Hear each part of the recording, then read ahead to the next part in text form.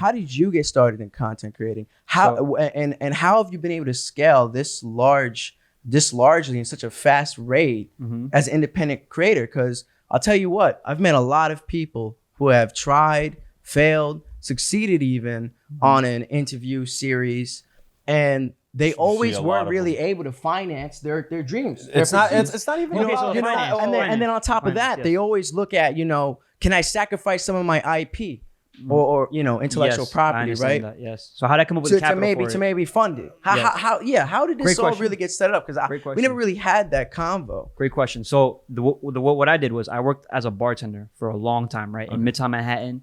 I lived with my mother. I really saved up every fucking penny I had, right? And I was watching a lot of finance YouTube, fintech YouTube. That was really starting to pop up. Fintech? Yeah, a lot of very small creators that really blew up, that are really well known now. Nice. Graham Stephan, Meet Kevin, Andre Jick, they all created their own podcast called Millennium Money. I was watching them and I was working my job. I've heard of that before, right? Yeah. And I was working my job and I was listening to this on the side, right? And I would just go home and I try to live a minimalistic lifestyle. I really took Graham Stephan's advice, and I didn't go out to party. I didn't spend money on alcohol or cocktails. I worked in a bar, so I know how much all this costs, and I know that every hour I spent there, if I were to go out afterwards, I'm spending all the money I just made working. You know what I'm saying? So I was very much like, yo, I'm gonna anything that I do, anything that I put my money towards, it has to be value based. So I put it into the gym. I put it into bettering myself physically, and I kept a budget for myself. I think that if you're gonna work a 9 to 5,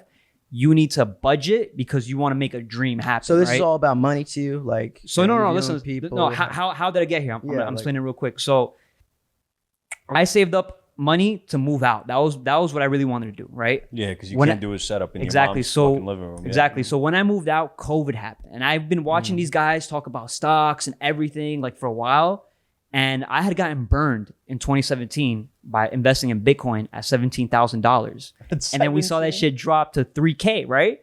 It didn't drop to 3K. Yeah, no, it dropped at 6, 7. No, yeah, but it dropped to 3K for a few days. Oh, yeah. You didn't take it out then? Was that your? No. I took it out at 10K. I took it out at 10K. Okay, but I only invested 1,000. That was your introduction to crypto. It was Bitcoin. That was my introduction to investing. Period. Wow. Period. So, and that was 2017, and when I was still working in the restaurant, so I was like, you know what, I'm just gonna save. I'm gonna take this different approach, and I'm gonna save, and I'm gonna build towards something, and I'm gonna move out, right?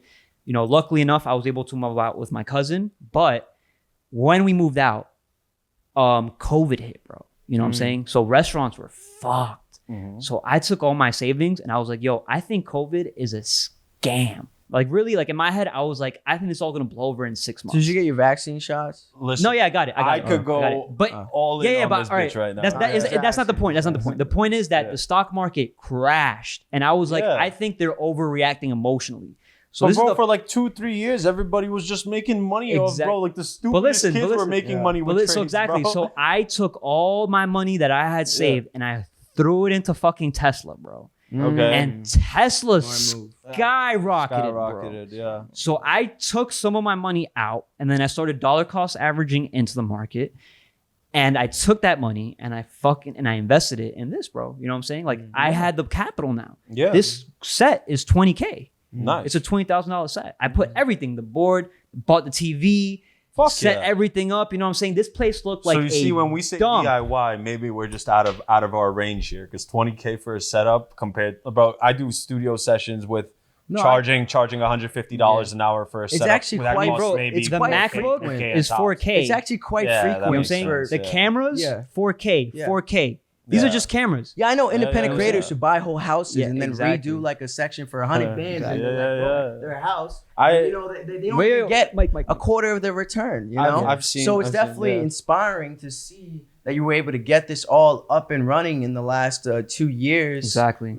Maybe 3. You're saying. I mean, COVID was really affecting the U.S. in 2019. Bro, COVID, honestly, we might want to stop talking about it because I don't care. I mean, at the same time, just because it'll affect the reach. That's all. I know, but I don't. At the same time, honestly, I've seen so many people grow since seeing them let's say before COVID and then after COVID, and maybe for me that's even it's even bigger of a comparison because I moved out of New York the December right before COVID started. So COVID started around April April, I think I was like my last show was actually, I remember pre-COVID, my last show was St. Patrick's Day. Yeah. And I think like the next week they locked everything down. However, I moved out of New York right before COVID, and I moved into New York last year around the same time.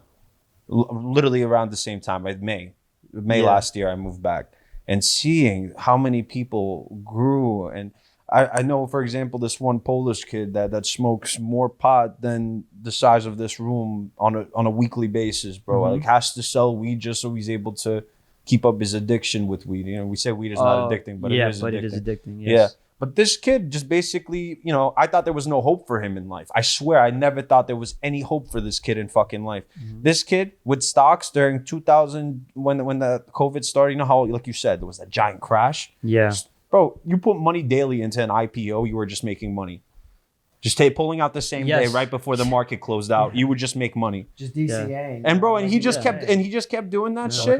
And right now, he just has $600,000 where he's just chilling. He just puts his money where he needs to put it, and that's it. And he's not working for the rest of his life. I mean, fair enough, he does live with a richer dad. I mean, like I said, remember resources, right? Exactly. He does have the resources now, but at least now I know that kid's not gonna be homeless when his parents die or anything like that, because he knows how to get capital. And like I said, a lot of COVID did that for a lot.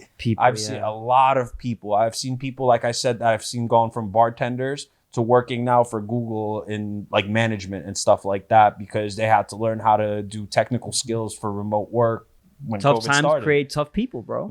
Diamonds create pressure, right? Yes. Yeah. Pressure creates diamonds. Yes, I was gonna say that. Yeah, I was gonna say that. So that's really how I started this. And the thing that I see a lot of people do is that they'll start and they'll do it for the money, and then they'll fall out.